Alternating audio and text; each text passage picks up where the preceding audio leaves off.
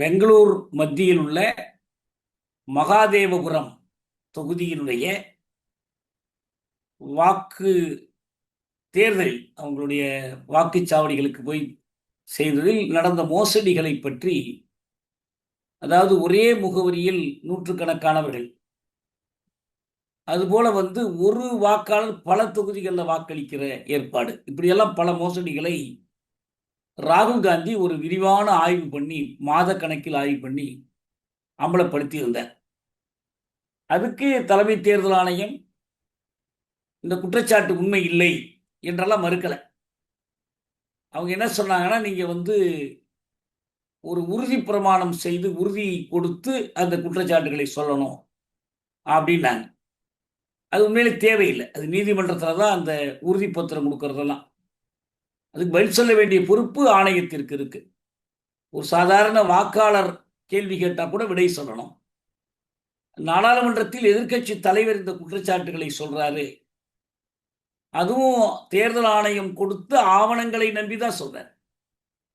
தேர்தல் ஆணையம் அந்த ஆவணங்களை எளிதில் தேடி எடுக்கக்கூடிய மின்னியல் வடிவத்தில் கொடுக்கல. அந்த பத்திரிகையாளர் சந்திப்பிலேயே தேர்தல் ஆணையம் கொடுத்த ஆவணங்கள் ஒரு 7 அடி உயரத்திற்கு அதை அடுக்கி வச்சார். அதில் ஆட்களை வைத்து விரிவாக ஆய்வு செய்து அந்த குற்றச்சாட்டுகள் சொல்லப்படும். இதுதான் நம்ம சென்ற முறை பார்த்தோம். இடையில நம்ம ஒரு வாரம் சந்திக்க முடியல. இப்போ கூடுதலாக என்ன செய்தி வந்திருக்குன்னா, இந்த பீகார்ல எஸ்ஐஆர் என்று சொல்லி சிறப்பு மீளாய் வாக்காளர் பட்டியலில் இருக்கிற வாக்காளர்கள் உண்மையிலேயே வாக்காளர்களா, அவங்க சொல்லியிருக்கிற தகவல் உண்மையா என்பதை பற்றிய ஒரு பெரிய எஸ்ஐஆர் என்கிற ஸ்பெஷல் இன்டென்சிவ் ரிவிஷன் அதை நடத்தி 65 லட்சம் வாக்காளர்கள், இந்த எஸ்ஐஆர் நடக்கிறதுக்கு முன்னால வரைக்கும் வெளியிடப்பட்ட வாக்காளர் பட்டியலில் இருந்து 65 லட்சம் பெயர்களை தலைமை தேர்தல் ஆணையம் நீக்கிடுச்சு. அதுவும் பீகார்ல தேர்தல் நடக்க போகிற நேரத்தில் இதை செஞ்சிருக்கிறாங்க. அப்ப என்ன தெரிஞ்சிச்சுன்னா, இந்த தேர்தல் ஆணையம் என்பது ஆளுங்கட்சியோடு ஒரு கூட்டாளியாக இருந்து கொண்டு தேர்தல்களில் மோசடி செய்ய எத்தனிக்கிறது என்பது வெளிப்பட்டுச்சு. கடந்த காலத்தில் மகாராஷ்டிராவில், ஹரியானாவில் இங்கெல்லாம் சொல்லப்பட்ட குற்றச்சாட்டுகளை மெய்ப்பிப்பது போல, அது ஏற்கனவே மகாதேவபுரம் தேர்தல், இது நடக்க போற பீகார் தேர்தலுக்காக செய்யப்பட்ட ஒரு மோசடி. 65 லட்சம் பேர். இப்ப கடைசியா வந்திருக்கிற செய்தி என்னன்னா, உச்ச நீதிமன்றம் அந்த 65 லட்சம் பேர்ல யார் திரும்ப தங்களை சேர்த்து கொள்ள கோரினாலும் அவர்களை சேர்த்து கொள்ள வேண்டும் என்று சொல்லியிருக்கிறார். அது இவங்க தேர்தல் ஆணையம் ஆதார் எண் கொடுத்தால், அது அட்டைன்னு எல்லாம் சொல்றாங்க. ஆதார் என்பது அட்டையில், அது ஒரு எண். அது நீங்க அட்டையில் அடிச்சு வச்சுக்கலாம், அட்டையில் இல்லாமலும் இருக்கலாம். அந்த ஆதார் சான்று கொடுத்தாலே அவர்களை வாக்காளர்களாக சேர்த்து கொள்ள முடியாதுன்னு ஆணையம் சொல்லிடுச்சு. அப்ப இந்த ஆதார் அட்டை ஒன்று இருந்தால் பத்தாது, அவங்க 11 வகையான ஆவணங்கள் கேட்டாங்க. இப்ப உச்ச நீதிமன்றம் என்ன சொல்லிடுச்சுன்னா, இல்ல, ஆதார் அட்டை இருந்தாலே போதும், நீங்கள் அவங்களை வாக்காளர்களாக சேர்த்து கொள்ளணும். யார் விடுபட்டார்களோ அவர்களெல்லாம் எங்களை திரும்ப சேர்த்துக் கொள்ளுங்கள்னு கேட்கலாம். அல்லது வேறு யாராவது தவறாக சேர்க்கப்பட்டிருந்தால் அவர்கள் நீக்க வேண்டும் என்றும் முறையீடு செய்யலாம். இந்த 2 வாய்ப்பும் இருக்கு அப்படின்னு சொல்லியிருந்தாங்க. அதை ஒட்டி புதுசாக ஒரு உத்தரவு போட்டிருக்காங்க. என்ன போட்டிருக்காங்கன்னா, இந்த வழக்கை தொடர்ந்த அந்த லல்லு பிரசாத் தலைமையிலான கட்சி, அந்த கட்சியினுடைய வழக்கறிஞராக இந்த வழக்கை தொடர்ந்தவர் கபில் சிபல் என்ற மூத்த வழக்கறிஞர். அவரிடம் என்ன இப்ப கடைசியா சொல்லியிருக்காங்கன்னா, இந்த விடுபட்ட வாக்காளர்கள் மீண்டும் சேர்க்கப்படுகிற போது அந்த வேலையை தேர்தல் ஆணையம் செஞ்சு முடிப்பதற்கு கட்சிகள் உதவி பண்ணலாம்னு சொல்லியிருக்காங்க. ஏன்னா கட்சிகள் தான் களத்தில் இருக்கிற கட்சிகள். பெரிய கட்சிகளுக்கெல்லாம் வாக்குச்சாவடி வாரியாக குழுக்கள் அமைத்திருக்கிறாங்க. காங்கிரஸ், லல்லு பிரசாத் தலைமையிலான கட்சி, இன்னும் மற்ற பாஜக உட்பட இந்த கட்சிகளுக்கெல்லாம் பூத் லெவல் ஏஜென்ட்ஸ்னு பேர், பிஎல்ஏன்னு பேர்.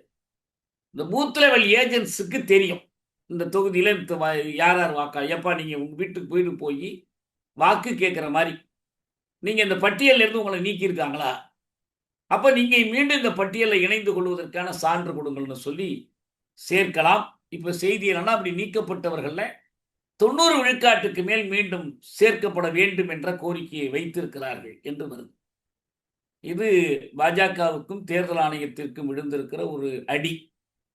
இது மேற்கொண்டு எப்படி நடக்குதுங்கிறத நம்ம பார்க்கலாம். இப்போ இந்த நேரத்தில் மிக முக்கியமாக நாம் கவனிக்க வேண்டிய ஒரு செய்தி இருக்கு. அது என்னன்னா, அண்மையில் சென்னைக்கு வந்த நம்ம இவங்க தீஸ்தா செத்தல்வாட், அவங்கள பற்றி நம்ம பல முறை பேசியிருக்கிறோம், நாமும் சந்திச்செல்லாம் பேசியிருக்கிறோம். அவங்க ஒரு செய்தியை சொல்லியிருக்கிறாங்க. ஏதோ பீகாரில் 65 லட்சம் பேரை நீக்கிட்டாங்க அப்படின்னு நீங்கள் எப்போ பார்த்தாலும் சொல்லிக்கிட்டே இருக்காதீங்க. ஏனென்றால் இது பீகாரில் மட்டுமல்ல, இந்தியா முழுவதும் நடக்குது. இப்போதான் நடக்குது இல்லை, இது ஏற்கனவே கடந்த காலத்தில் நடந்திருக்கு அப்படின்னு சொல்லி அவர்கள் புள்ளிவிவரம் ஒன்று கொடுக்குறாங்க.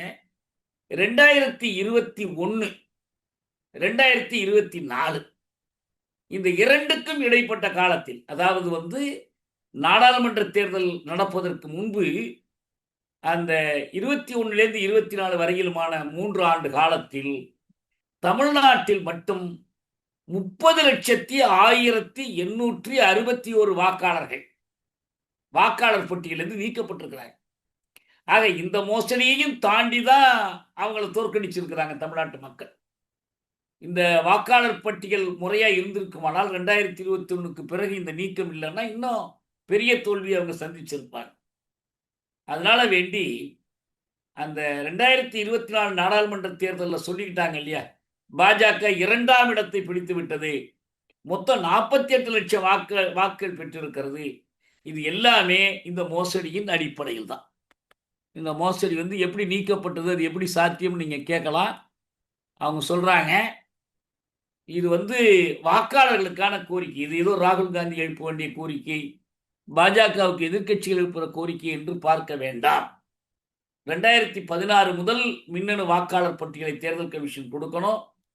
படிவம் 6, படிவம் 7 முழு விவரங்களை கொடுக்கணும். புதிய வாக்காளர் குறித்த விவரங்கள், இது எல்லாத்தையும் கொடுக்கணும். இதை கோரிக்கையாக நாம் எழுப்பணும். அப்போதான் தமிழ்நாட்டில் எப்படி வாக்காளர்கள் நீக்கப்பட்டாங்க, எப்படி சேர்க்கப்பட்டாங்க என்பது தெரிந்திருக்க வேண்டும் என்று தீஸ்தா செத்தல்வாட் சென்னை கூட்டத்தில் சொல்லியிருக்கிறாங்க. அதே போல் பரகல பிரபாகரன் சென்ற முறை வந்திருந்த போதே இந்த கூட்டத்துக்கு நாமெல்லாம் போயிருந்தோம். அதுலேயே அவர் இந்த தேர்தல் மோசடி தேர்தல் ரொம்ப அழுத்தம் திருத்தமாக சொன்னார். இப்போ அவர் சொன்னதெல்லாம் உண்மையாகிறது போல் இன்றைக்கி மீண்டும் இந்த செய்திகள் வந்திருக்கு. இப்போ இதில் ஒரே ஒரு செய்தி கூடுதலாக என்னன்னா, இந்த தேர்தல் ஆணையத்தில் 3 ஆணையர்கள் இருப்பாங்க. அதில் ஒரு ஆணையர், அவர் என்ன அருண் கோயல்னு நினைக்கிறேன், ஒரு இடம் காலியாக இருக்குது. அவர் விலகி இருக்கார், பதவி விலகி இருக்கிறார். அது என்ன அடிப்படையில் விலகி இருக்கிறாரு, என்ன இந்த சிக்கலோடு அதுக்கு என்ன தொடர்புங்கிறது இன்னும் முழுமையாக தெரியல. தெரிஞ்ச பிறகு நம்ம பார்க்கலாம்.